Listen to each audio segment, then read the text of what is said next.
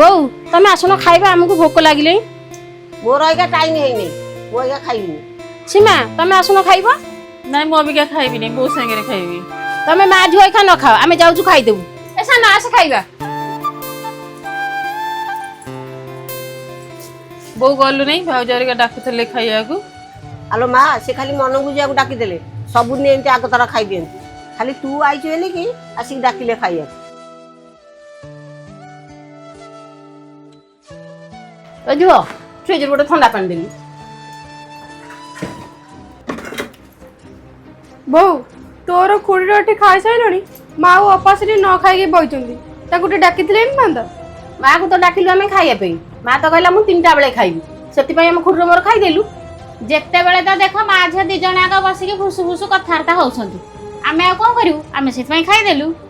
ହଉ ତମ ଦି ଜଣଙ୍କୁ ଯାହା ଠିକ ଲାଗୁଛି ତମେ ସେୟା କର।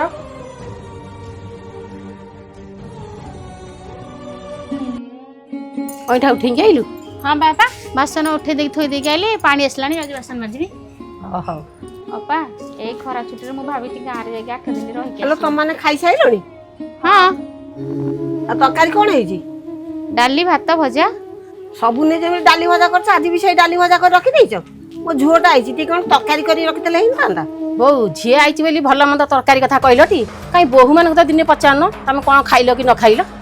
ନାଇଁ ବୋହୂମାନେ ତ କିଛି ଖାଉନାହାନ୍ତି, ଆଉ ମୁହଁରେ ତୁଣ୍ଡି ଦେଇକି ରହିଛନ୍ତି। ଆଉ ବୋହୂମାନେ କେତେ ଭଲ ମନ୍ଦ କରି ଖାଉଛନ୍ତି, ତମେ ନହେଲେ ଦେଖିପାରୁନ। ଆଉ ତମମାନେ ତ କିଛି ଖାଉନ, ଆଉ ସେଥିପାଇଁ ଏଡା ଏଡା ଗଣ୍ଡି କରିଛ। ଆଉ ଆଲୋ ଅପା, ଏ ବୁଢୀ ଝିଅ ଆଇଛି ବୋଲି ଏମିତି କଣ ହଉଛି? ଭଲ ମନ୍ଦ ଆଣିକି ଦେଲେନି, ଆମେ କରିକି ଦେଇଥାନ୍ତୁ।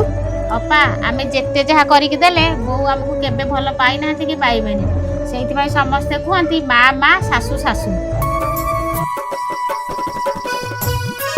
କଥାରେ ଅଛି ଆଜ୍ଞା, ଗୋଟେ ମା କେବେ ଭଲ ଶାଶୁ ହେଇପାରିବ ନା ଗୋଟେ ଶାଶୁ କେବେ ଭଲ ମା ହେଇପାରିବ। ଏ କଥାଟା ଠିକ ନା ଭୁଲ, କମେଣ୍ଟରେ ଆପଣମାନଙ୍କର ମତାମତ ଜଣାନ୍ତୁ। ଜୟ ଜଗନ୍ନାଥ।